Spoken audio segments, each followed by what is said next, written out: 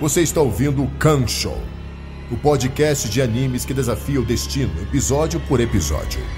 Coloque seus fones de ouvido e embarque nessa jornada.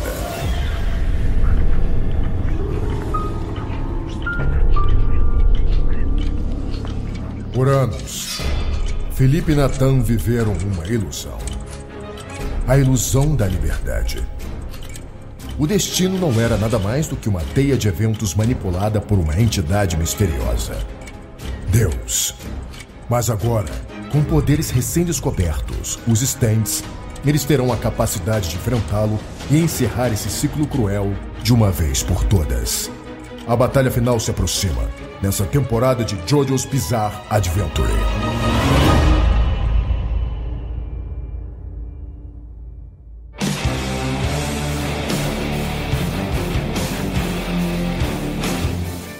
Alô, usuários de stand, Stardust Crusaders continua aqui e agora no Arco do Egito. E antes de darmos sequência, é hora das nossas convidadas, Carol Tomé e Nath Misaki, se apresentarem. Oi, Cancans, tudo bem com vocês? Eu só queria contar pra vocês um caso aleatório que é... O meu avô era viciado em jogo do bicho e aí ele jogava muito.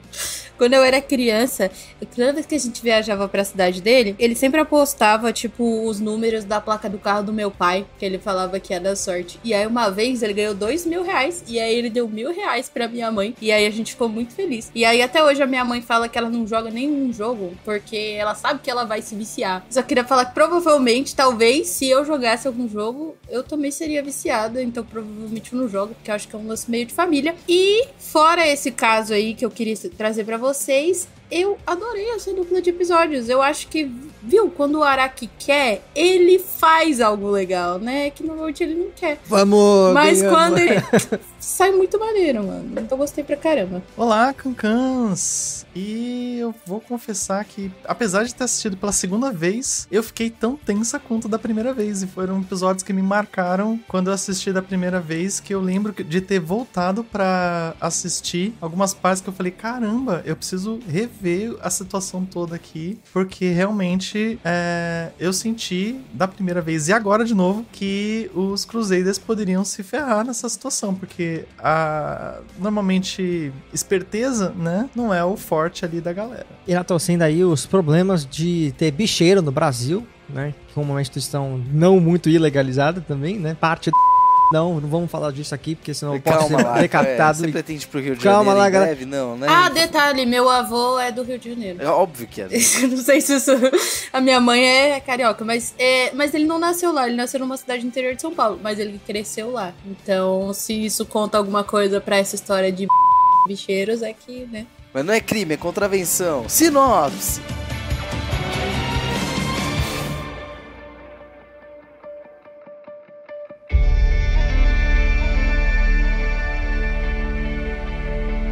Episódio 19, Osíris.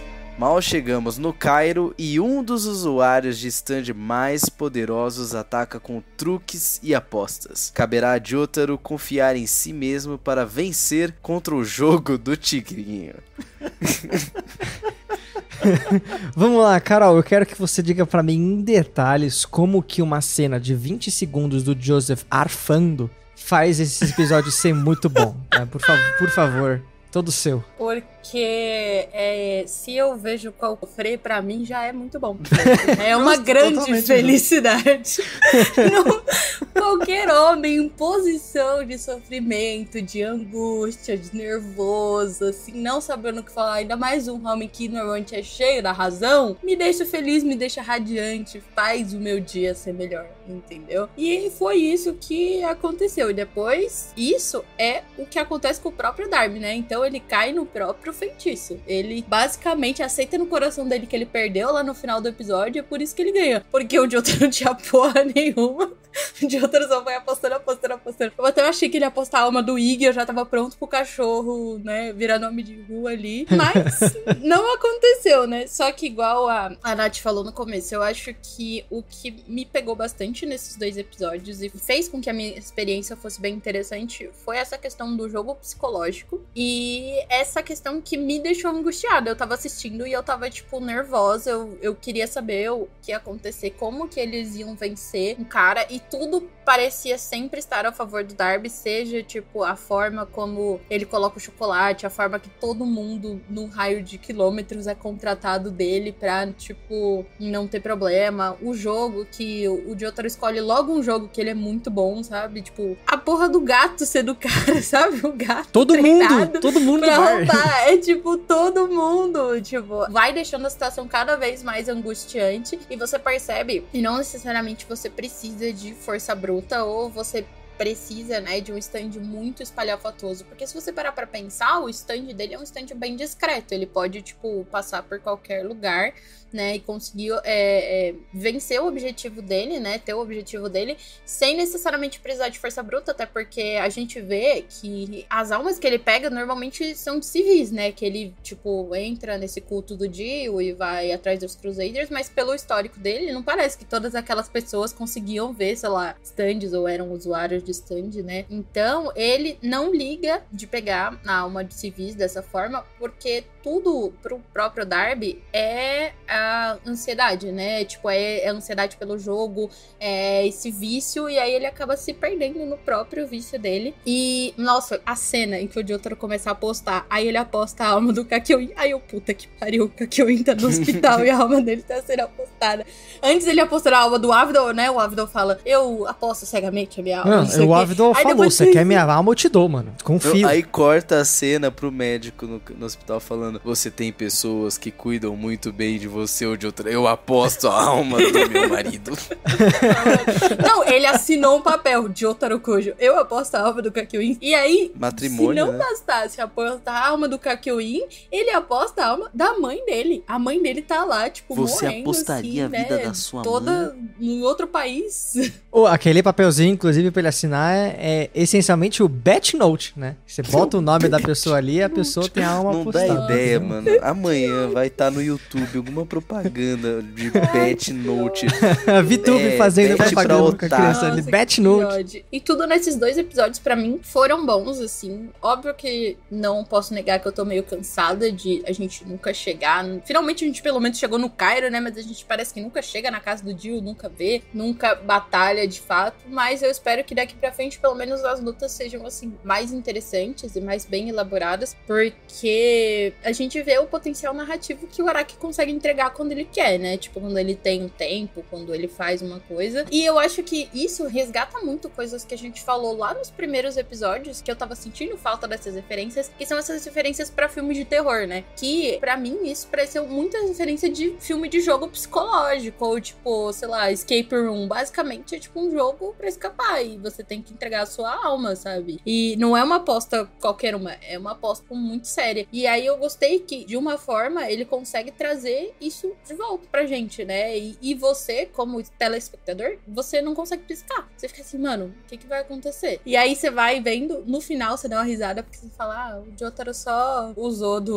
pra ganhar do cara, ele não tinha nada. A mão dele super feia, sabe? Tipo, e aí... Foi isso. Gostei bastante desse episódio. Dos 2, no caso. No coração dele, ele já tinha perdido a aposta. E as 2 almas foram liberadas porque ele admitiu a própria derrota.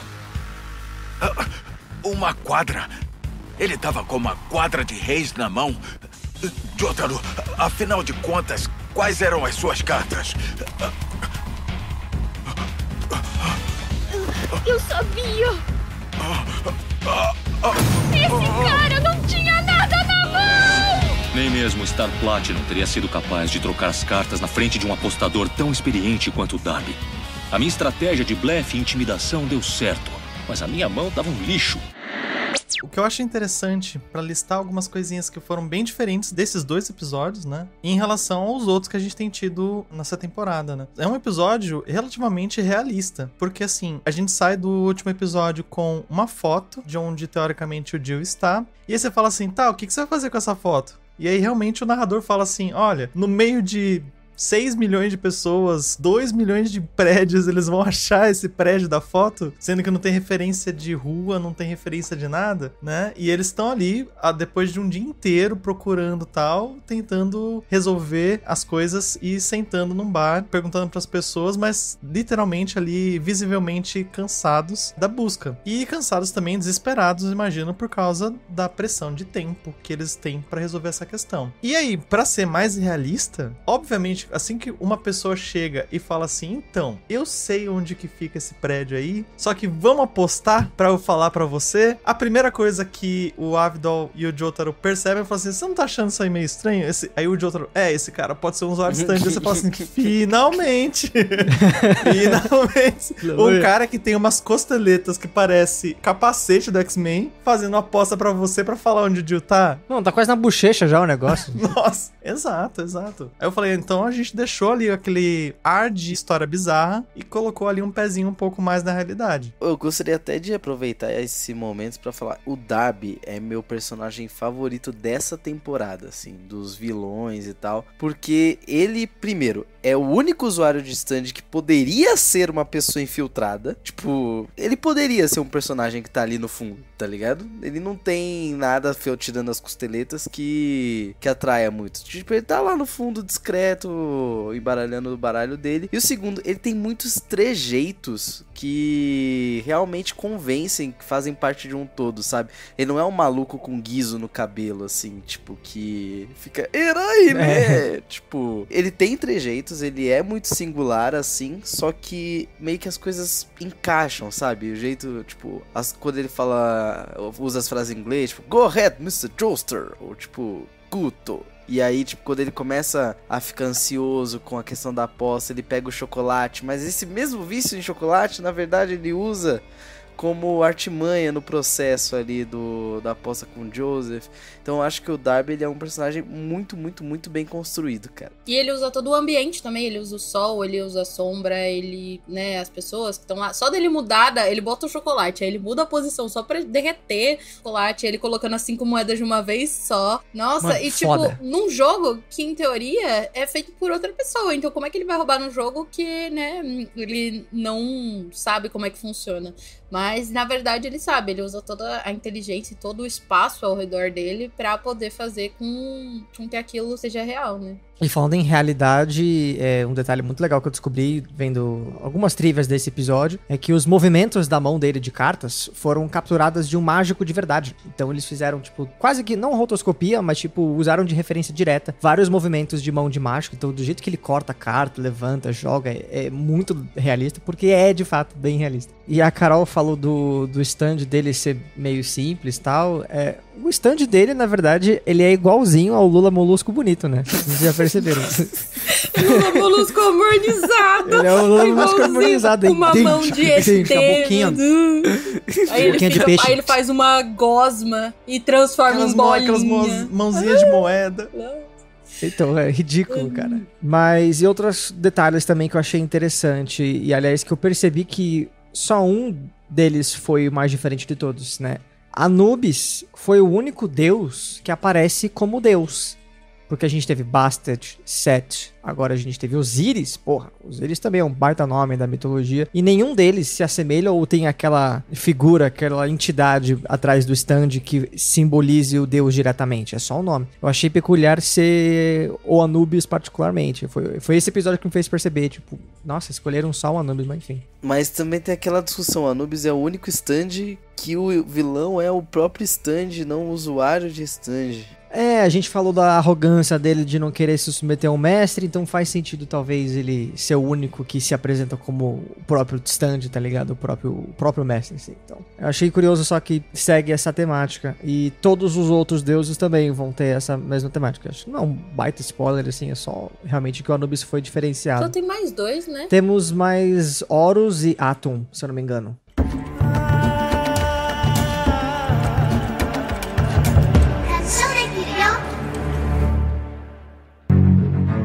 Quer se divertir num programa no melhor estilo game show japonês? Então vem para o J-Desafio! Teste os seus conhecimentos sobre anime ou tokusatsu no Super Quiz Mix. Veja se você tem o ouvido apurado no nosso desafio musical maluco. Nani? Solte a sua voz no Quem Sabe Canta, Quem Não Sabe Arranha.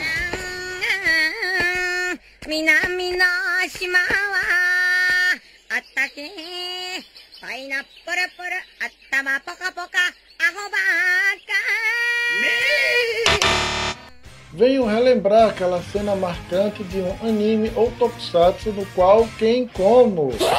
Nós estamos em todas as plataformas de podcast. É só digitar J Safio. Vem se divertir com a gente no Desafio!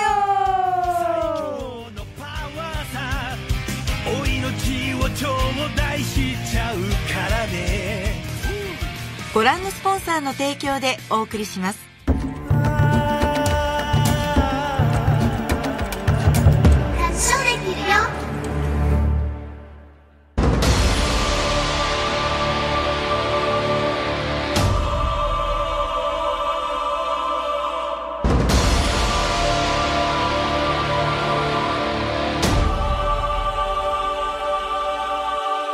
Eu achei interessante, assim, que até pra somar a tensão do episódio, a gente vê ali o Darby, que é um puta de um vilão, ele vencendo o Joseph na esperteza. Porque o Joseph, tipo, é o personagem que a gente vê na segunda temporada, tipo, sendo espertalhão e vencendo todo mundo ali, dando aquela virada nos vilões. E aí você vê ele sendo vencido pelo Darby. Você fala assim, caramba, ele já venceu o Polnareff, obviamente, porque, enfim, né, Polnareff, eu acho que ia ser a bucha de canhão ali do Darby. Aí vence o Joseph, que tava todo confiante que ia conseguir vencer, que ia conseguir enganar, e aí foi enganado pelo próprio Darby. E aí a gente fala assim, pela toda a dinâmica que ele tem feito, como é que o Jotaro vai enfrentar esse cara? E aí eu lembro de ter visto e falado assim, poxa, o Jotaro vai e me mostra justamente o trunfo que ele tem. Porque ele vai lá e a primeira coisa que ele faz é mostrar o quanto que o Star Platinum é rápido e o quanto que o Star Platinum consegue decorar as cartas. Eu falei assim, porra, ele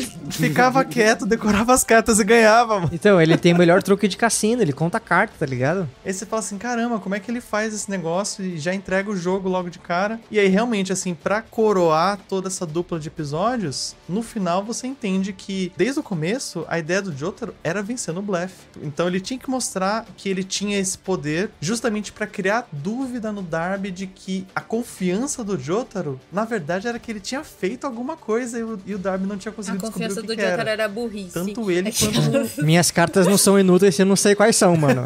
Aí ele, pô, ainda bem que eu não olhei, senão eu ia ficar mó nervoso, aí meu plano ia todo por água abaixo. Aí eu, vai se fuder, Jotaro. Que ódio de você. Até ele mesmo admite, o Star Platinum não pode ser muito rápido, mas nem eu ia conseguir contar a carta desse moleque assim, desse jeito. Tava muito rápido. O moleque dando várias cartas boas pro Darby. E, nossa, mas é isso, é igual a gente tava falando, né? É o psicológico. Então, eu acho que isso é detalhe. Isso não é um elogio, tá? Isso é só uma característica do Jotaro. Tô elogiando ele. Mas... o Jotaro, ele tem um pensamento muito rápido e ele aprende muito rápido com as situações que ele tá vivendo. Então, só no jogo do Joseph com o Darby, ele já aprendeu o que ele precisava fazer, pensou de forma muito rápida e aplicou isso no jogo dele. E aí, como a Nath falou, ele foi usando de coisas que deixavam o Darby cada vez mais confiante. Quanto mais confiança ele tinha, mais o Jotaro jogava com o psicológico dele. Então, o que ele vai fazer? Eu vou jogar com você. E aí eu vou apostar minha alma e vou jogar no jogo que você é o melhor. Eu vou apostar a alma da minha mãe. Eu vou apostar a alma dos meus dois amigos. Eu vou colocar tudo. Não, eu não vou nem olhar. Eu confio muito na minha habilidade, sabe? E aí todo esse psicológico vai deixando o Darby tão angustiante que ele perde no próprio jogo, né? Que ele, no coração dele que ele perde. E aí eu fiquei, nossa, será que... Primeiro eu achei que o Joseph ia infartar quando ele tava lá quase morrendo. Eu fiquei, nossa, será que o Darby vai infartar também? Aí eu falei, nossa, lá vem o cara, né? Explodindo, basicamente. Mas o interessante é que o Darby, ele não ficou nervoso porque ele achou que ele ia perder. Ele ficou nervoso pelo valor da aposta. Porque o Jotaro que sugeriu, falou assim, você vai ter que mostrar falar pra gente o segredo do stand do Jill. Ele tem tanto medo do Jill, né, pra morrer. E assim, na cabeça do Darby, e até o narrador fala isso, né, que assim, teoricamente ele trair o Jill é pior do que a morte. Ele não ia estar perdendo, sei lá, a alma dele ou sei lá, propriedades ou alguma coisa assim, que isso também é uma dinâmica muito clara de aposta. Normalmente, se você tem mais dinheiro, né, se você tem a banca maior, né, você costuma ter mais poder dentro do jogo. E no caso, ele tinha as fichas de todo mundo, né, as fichas que ele já tinha ganhado do Jotaro, as fichas do Polnareff, as fichas do Joseph. Então, ele tinha todo esse domínio do jogo. Só que aí, pra bater junto essa aposta, o Jotaro sabia que ele tinha que colocar algo tão valioso quanto e pedir algo muito valioso do Darby. E aí esse valioso é que pendeu pra ele, porque ele falou assim, putz, se eu perder, eu vou estar perdendo muita coisa. Eu não vou estar perdendo só alguma coisinha aqui que depois eu recupero. Então, esse que foi o ponto principal que fez ele perder a aposta. Ele não consegue nem falar, né? Ele não consegue nem verbalizar. Ele, tipo, eu pago, mas você paga o quê? Aí ele fica tão nervoso, né, que ele não consegue implicar. E aí a gente volta de novo, né? É o ponto do Araki trazendo essa figura do Jill tão grande. Tipo, ele é tão grande, ele é tão grandioso, ele é tão Deus, que decepcioná-lo ou contar o segredo dele ou estragar os planos dele é pior do que o cara, tipo, perder todas as almas que ele já tinha feito, que ele perder, tipo, devolver todos os Crusaders, porque o Jill, pra eles, né, pra esses fanáticos, ele está acima de tudo. Então, decepcioná-lo ou morrer por causa dele, né, ou dar informações sobre ele é tão surreal que o cara simplesmente, tipo, começou a ter uma AVC ali e perdeu, assim. E uma curiosidade, ou sei lá, uma dúvida, que eu quero a opinião de vocês. Quando o Darby foi finalmente vencido, né, as almas ali do Joseph e do Polnareff voltaram pros corpos, e também as almas que ele já tinha, ó, há muito tempo. Só que o corpo do Polnareff, pelo menos quando ele saiu, né, eles sentiram que tava morto. Aquelas almas voltaram pro corpo, então, enterrado pros ossos. Do cemitério dessas pessoas. Ao redor do mundo aparecendo um monte de zumbi, tá ligado? Um monte de urna de cinza amaldiçoada, tipo, por um espírito, tá ligado? Essa cena é o quê? É o Michael Jackson saindo do date dele no cinema, passando do lado do cemitério. Caralho, peraí. De que ano que é Thriller? Peraí. Ah, Thriller de 82, droga, adiante. Quase, Araki. Mas o que eu gostei muito desses episódios é que pode ser um pouco forçação de barra da minha parte, mas eu gosto de ir nessa pira, porque assim, o episódio abre com uma charada. Ele faz duas coisas. Ele abre com a charada e ele faz toda aquela imposição de Jill como Deus e, tipo, todas as esfinges pelos quais os Crusaders vão ter que enfrentar, tudo bem. Mas ele faz a charada do que... O que é que tem 4 pernas de manhã, 2 à tarde e 3 à noite? Essa é a charada que a Esfinge, a guardiã das pirâmides, fazia aos viajantes. A resposta é o homem. Um bebê engatinhando, aí o adulto com 2 pernas e o senhor de idade com uma bengala, então por isso que 3. Eu sinto que nesse episódio ele apresentou os 3 elementos da charada. A criança safada, que fica dando carta, que tá ali com eles, que são 3 gerações de trambiqueiro, tá? Não, a criança é um ator. A criança suando frio. Ah, nossa senhora, senhora, deu um Oscar. A criança, fica tranquila, senhor Darby, eu vou dar a carta certa. E a criança sabia Cala tudo. A boca, moleque. Tremendo, assim.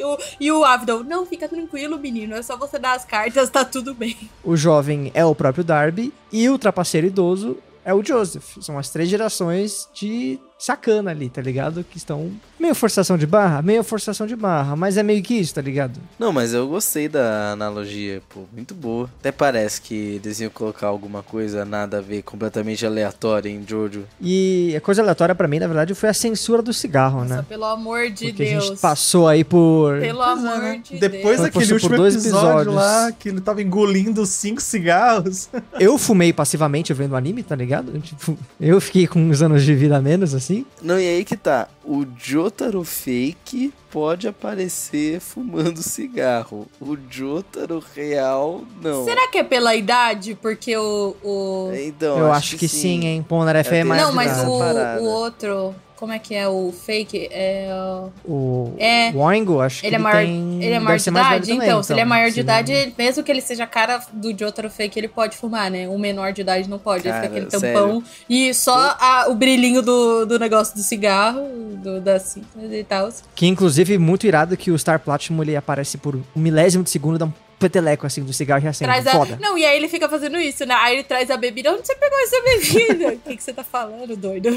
Mas aonde você pegou esse suco?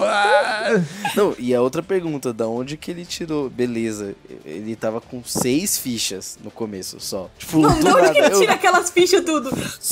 As do Avidon. Mano, aí do Kakyoin, aí da mãe, de todo mundo. Onde que ele tira aquelas fichas se o Darby só tinha dado as fichas dele pra ele? Tipo assim, do nada. Mas pra mim é engraçado, sei lá, censurar cigarro quando a gente tem um anime que, tipo, tem gente literalmente tendo a face fatiada para fora da cabeça e gente cortada no meio, tá ligado? Tudo bem. A campanha anti-fumo é muito mais do que a campanha anti-violência na televisão, então tudo bem. Pelo menos ele só ficou parecendo uma sombra do Cap do Jotaro ali. Não, por um segundo eu falei, mano, o que é isso na boca dele? Aí eu entendi que era censura, eu falei, mas por quê? Mano, eu entendi por que o Darby é viciado em aposta. Porque ele não teve sorte no amor. Se ele tivesse sido amado, ele não teria preocupado com essas coisas. Porque ele fala isso no que ele tá falando com o Joseph. Que relacionamento com as pessoas são uma perda de tempo. Você nunca vai ganhar nada, né? Ele fala, quem chora perde. Entendeu? Depois, o relacionamento se torna uma disputa e quem chora perde. Ou seja, ele quer se sair por cima. E como ele sai por cima com as pessoas? Apostando e roubando tudo que elas têm. Darby, 2 pontos. Sorte no jogo, azar no amor. Esse que é o... Ou seja, exatamente. Façam terapia e não fiquem viciados em apostas. Isso destrói vidas. Então a gente chegou à conclusão de que o Darby é um possível Red Pill, né? Sim. Caralho, vocês estragaram o personagem preferido. É esse personagem aí que você curte, Felipe. Entendi. Red pilado, aposta no tigrinho. Tá Volta pro episódio de eu falando tudo que a Carol odeia. Eu tô reunindo evidências, entendeu? Acabou o Kanshou, perdemos. Claro que não, eu tenho aí a Lip, eu vou botar um ruiado Felipe só com várias falas colocadas e é isso que vai acontecer. Pra mim, um último detalhe bacaninha, que eu sei que... Eu não lembro se no mangá é assim, mas pra mim é uma atenção a detalhe legal. Quando eles saem da estação de trem, chegam ali no cara, no começo do episódio, literalmente os primeiros segundos. Eles estão todos lado a lado, na frente do trem. Entre o Jotaro e o Polnareff, que tem o Iga ali no meio, tem um espaço maior. Que seria onde ficaria o Kakyoin, se ele estivesse com eles. Eles deixam ali um espaço que, claramente, você vê assim, tá todo mundo enfileirado num intervalo bonitinho, e aí tem um vão maior, e aí o Polnareff. Então, assim, ele tem que voltar breve, gente. Ele tem que voltar em breve. Tudo bem, tem uma personagem do Clube das Winx que ela também fica fora um tempo, a Aisha, depois ela volta. É tipo isso. As Winx têm que estar juntas novamente pra deter o mal.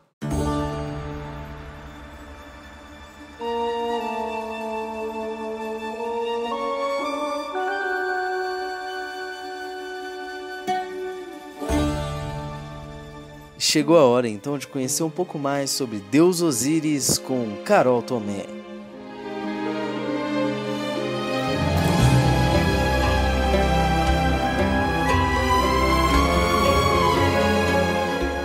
Esse é o nosso querido Deus Osíris. Ele é o deus da morte, o deus dos mortos. Na imagem, ele tá mumificado, né? E ele tá sentado. E aí, como ele já foi faraó do Egito, ele tem esses 2 báculos que simbolizam, né, o poder do faraó. Atrás dele tem algumas esfinges, né, e toda a terra também, a terra é verde. Osíris, ele originalmente, ele é um deus da fertilidade, que eu contei pra vocês semana passada sobre o nascimento de Osíris, Sete, Isis, Neftis e Horus. E aí, a história de Osíris é basicamente isso. Ele é o filho mais velho, então ele é o filho que vira o primeiro faraó, e dizem que quando a terra, no caso do Egito, era governada por Osíris, os egípcios eram muito felizes, porque Osíris é um deus conectado com fertilidade, ele é um deus relacionado à fertilidade. Tanto que em muitos inscritos ou imagens de Osíris ou coisas que vocês pesquisarem, às vezes ele vai aparecer com a pele verde, que é basicamente a cor da água perto do rio Nilo, que é onde davam mais plantações. Então é associado a essa questão da fertilidade, de uma terra verde que dava muitos frutos para as pessoas. Ele também é um deus conhecido por ensinar muitas coisas para a população, então ele ensinava essa questão do manejo, de agropecuária e outras coisas. Só que o que acontece com Osíris? Osíris era muito amado e ele tinha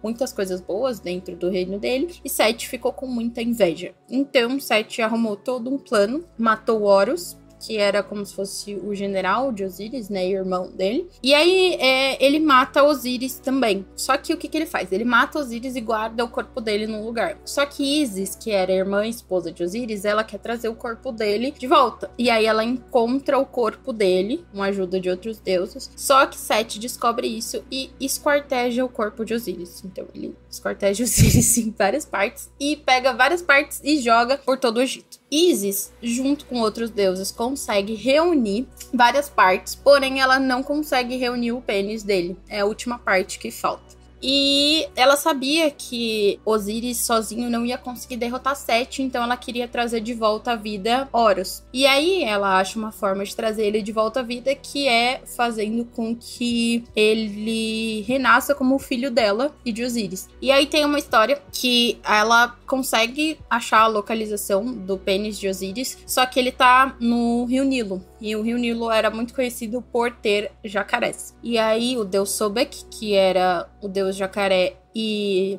aliado de Sete, meio que manda os jacarés irem atrás do membro de Osíris que tá faltando. E aí Isis quase não tem tempo de conseguir achar essa parte. Aí o que ela faz? Ela se transforma num pássaro, e aí ela passa voando muito rápido por cima do pênis, e aí ela fica grávida do Horus. Caralho! E, né, no caso, o bebê Horus nasce. Sim, mitologia é fantástico! E aí ela junta todas as partes de Osíris. Tropecei aqui, galera. Ela voa por cima e pá, engravidou. É pra aproximação ou de enfiar? É basicamente isso.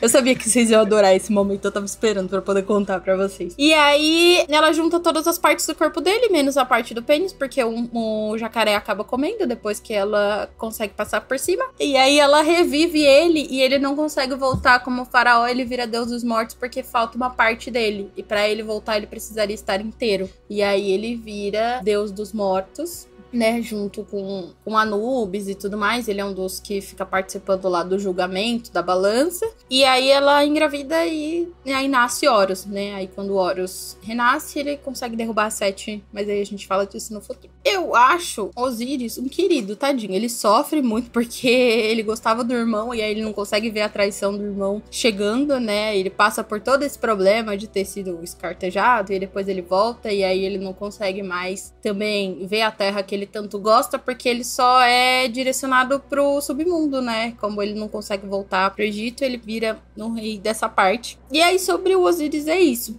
E aí o Nate tinha falado pra mim também, novamente eu não consigo fazer uma conexão tão grande com o Darby, mas o Nate tinha falado também que ele achava que o Darby tinha a ver com uma carta do tarô, que é o Ás de Espadas, que aí é uma carta dos arcanos menores. Porque aí os arcanos menores, eles são divididos em ouros, copas... Me ajudem aí, que eu sou ruim com nomes. Espadas e... Ouro, copas, espada e paus. Menos Osíris.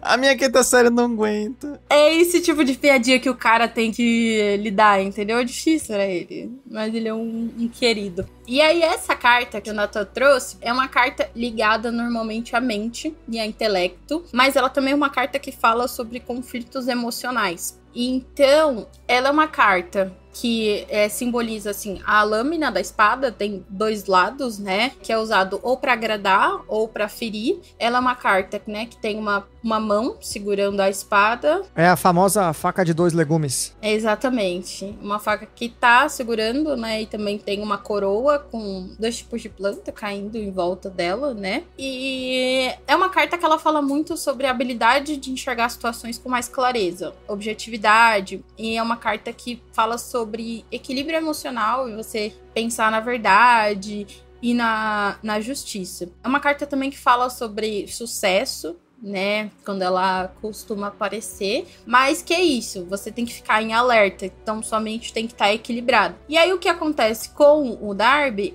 e com o Joseph é exatamente isso, né? Tipo, a falta de equilíbrio, a falta disso faz com que eles percam um jogo que tava praticamente ganho.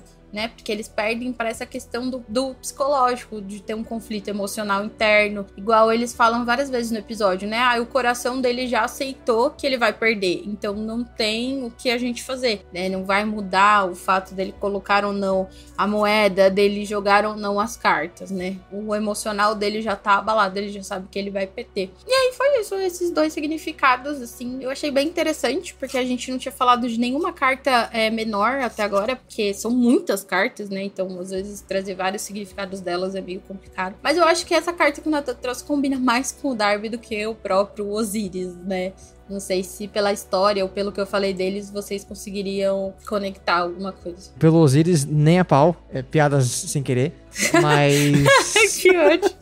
Eu fui pelo Ás de Espadas porque ele fica um tempão falando com o Joseph, segurando um Ás de Espadas na mão. Aí eu falei, também não tem uma carta do tarô disso aí? Aí eu fui ler ali num astroblog da vida. E aí eu li a descrição da carta que fala sobre ser uma...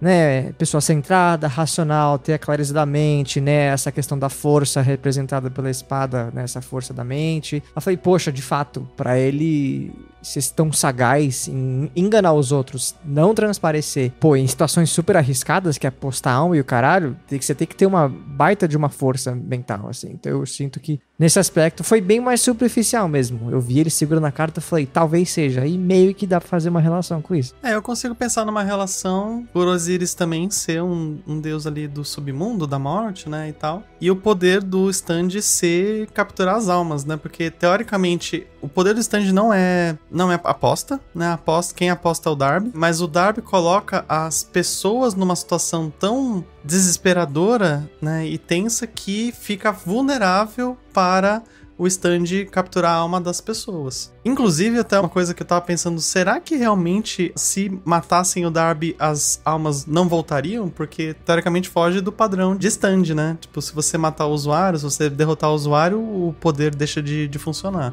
Pode ser que seja um blefe, que ele tava ali fazendo o tempo todo.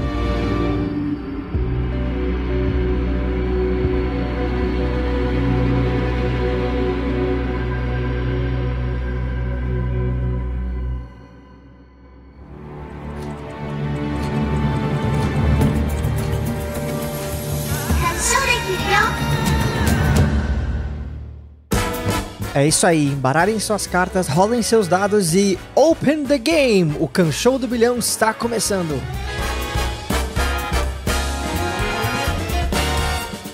Estamos aqui de volta na nossa competição com 56 pontos para a Carol e 53 pontos para a Nath, nessa disputa que tem sido meio, na verdade, café com leite, porque nas últimas edições a gente ficou tipo, ganha ponto, tira ponto, fica a mesma coisa, tá tudo certo. Mas espero que hoje seja diferente, e tem que ser diferente porque estamos chegando na reta final, finalmente, o último terço, quarto de temporada. Pô, as coisas agora tem que dar uma mexidinha. Então a gente parte aí para a escolha dos stands. Felipe, quais são os stands que as meninas têm que escolher como sempre? Lembrando aí então que o nome dos stands são CPM22, Kid Abelha, Angra, Stray Kids, Super Combo, Racionais MC, Paralamas do Sucesso e El-chan. Boa, vou de Racionais MC. Olha, eu só queria fazer um off-topic antes, que foi o Nathan falando assim, a gente tá, não sei qual parte, aí parece quando você tá fazendo TCC, final, agora vai, final.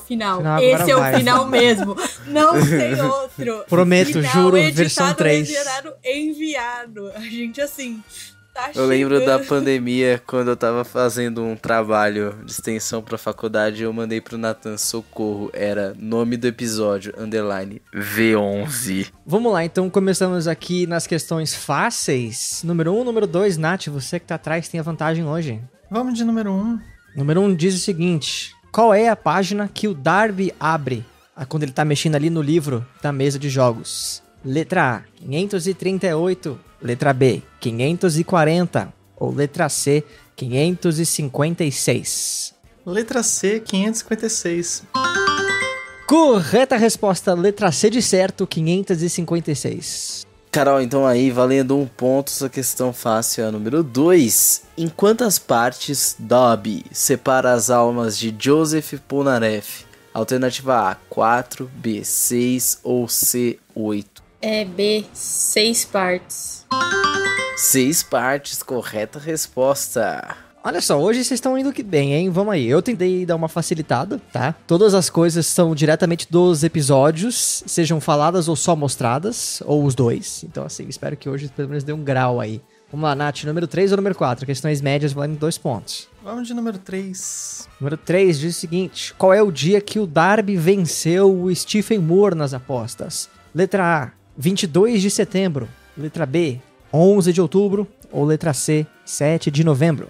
Essa vai ser um pouco no chute, mas eu acho que foi 11 de outubro. 11 de outubro não está correto. O chute correto seria letra A, 22 de setembro, que ele pega o Avidol ali pela gola e fala onde você estava no dia 22 de setembro de 1984, aproximadamente às 11h15. Avidol deu de ombros, mas ele lembra, o cara tem uma excelente memória. Veremos então se você, Carol, tem uma excelente memória aí com a questão número 4, valendo 2 pontos. Quando Joseph explica o jogo das moedas no copo, quantas moedas aparecem flutuando? Alternativa A, 8, B, 11 ou C, 9? Mano, eu vou chutar 8. Na trave. Infelizmente não foram 8, foram 9. Exato, ele fala que nesse jogo geralmente costumam caber aproximadamente 9 moedas dentro do copo. E curiosamente, no exemplo que ele demonstra, onde as moedas estão ali voando, tem 9 moedinhas. Eu não sei, curiosamente, Araki é o chefe da consistência, né? Nunca errou. O cara é um gênio. Oda gênio. E aí, tipo, é o mangá da Araki. Foda-se. Oda gênio. Vamos lá, questões difíceis, Nath, número 5 ou número 6? Vamos de número 5. Nath, questão número 5 diz o seguinte: ao passarem a foto do esconderijo do Jill nas mesas ali do bar, um homem está bebendo um drink na mesa. Quantos cubos de gelo há no copo? Se você conseguiu perceber, na verdade tem 2 homens que estão bebendo uma bebida que tem quantidade de gelo no copo. Curiosamente, a quantidade é igual. Então se você souber um, você sabe o outro. Então vamos lá. Letra A, 2 cubos de gelo. B, 3 cubos de gelo. Ou letra C, 4 cubos de gelo. Eu acho que é a letra A.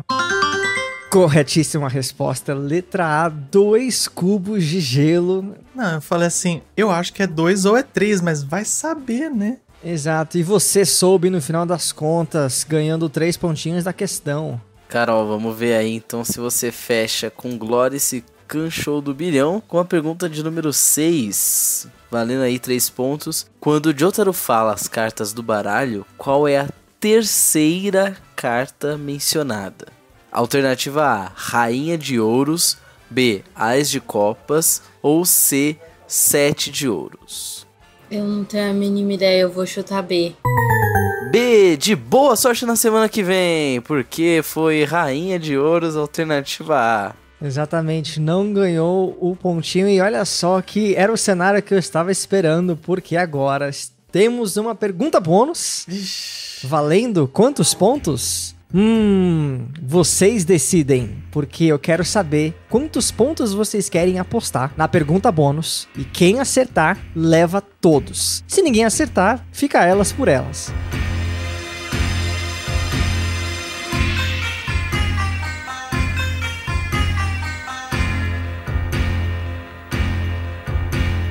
Todos da semana? Não, todos os seus 57 pontos, se você quiser. Eita, como assim? Você escolhe quantos pontos então, você quer apostar. A gente vai apostar. Você tem todos eles pra usar. Se você quiser apostar 10... Isso inclui os pontos que a gente ganhou hoje? Sim, porque eles já estão contabilizados. Vocês estão atualmente empatadas com 57 pontos cada uma. Então, é ali, risco e recompensa. Falem aí pra mim quantos pontos vocês querem apostar, porque eu não quero também dar aí a dica de qual que vai ser o nível da pergunta. Vamos começar com 5 pontos, 5 pontos. Tá bom, eu vou dar 5 pontos também. Eu vou ler a pergunta. Assim que eu ler a pergunta, eu não vou ler as alternativas. Eu vou dar uma chance pra vocês quererem aumentar a aposta ou não. Vocês podem colocar mais pontos além dos 5 que vocês já apostaram, ou ficar do jeito que tá. E aí, quando eu ler as alternativas, vocês vão escolher e vamos ver quem tá certo e quem tá errado. Pergunta 7, bônus, valendo por enquanto 10 pontos. Qual é o nome do uísque usado no jogo entre Darby e Joseph? Quem vai querer subir a aposta? Qual que é o meme lá do Kakegurui? Eu sou uma gatinha viciada em apostar. Um gatinho viciado em apostas, vamos lá. Eu acho que aumento pra 8. Aí, então, o Nath está entrando com 8 pontos, Carol. Você vai querer cobrir ou aumentar a aposta ou vai maricar? Eu não fujo, então eu vou apostar mais 5 pontos, então fica com 10. Ok. Estamos então aqui com 18 pontos totais sendo apostados. Não, eu tenho que cobrir, né? Ou fugir. Pode ir, uai. É assim que funciona no poker. Não é poker, é o Can Show do Milhão, vamos lá. Pode ir, uai. Não, eu cubro essa aposta aí. Eu cubro essa aposta. Vamos colocar 10 também. Tá bom, 10 as duas, não vou reclamar. Eita, valendo 20 pontos. Lembrando a pergunta, qual é o nome do whisky usado no jogo entre os dois? Letra A, 4 Pines, 4 pinheiros. Letra B, 2 Lilies, 2 lírios. Ou letra C, 3 Stones, 3 pedras. Ou letra D, 6 Flags, 6 bandeiras. Eu vou mandar aqui no chat do Discord. Eu vou mandar lá no Telegram. As duas marcaram a mesma que resposta. ódio. Letra C, 3 Stones.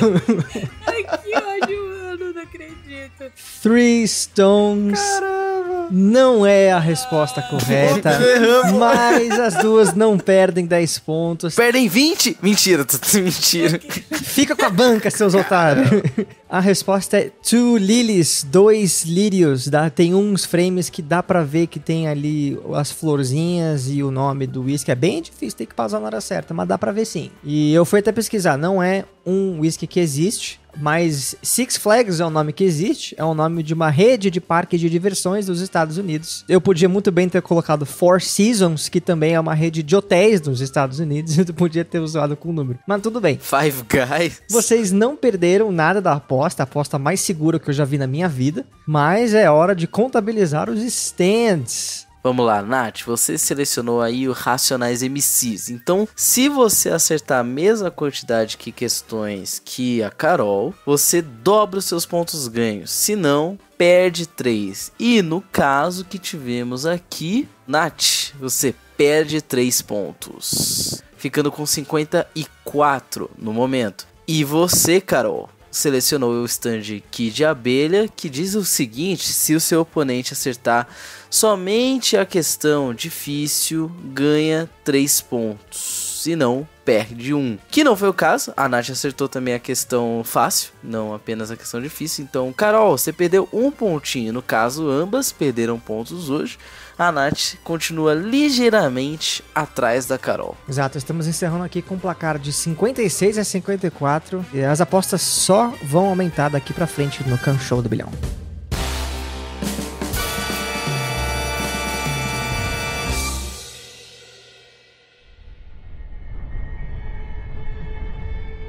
Finalmente a sala do maquinista. Ele tá atrás da porta. Vamos poder saber por que o trem parou. A gente só precisa abrir para ter a nossa resposta. Essa não, isso é sangue? Meu Deus, o maquinista! O maquinista foi morto. Seu corpo está completamente desfigurado. Que morte horrível. Só um usuário de stand poderia fazer algo assim. Rápido, rápido, puxa a alavanca, dê a partida no trem, a gente precisa sair daqui agora.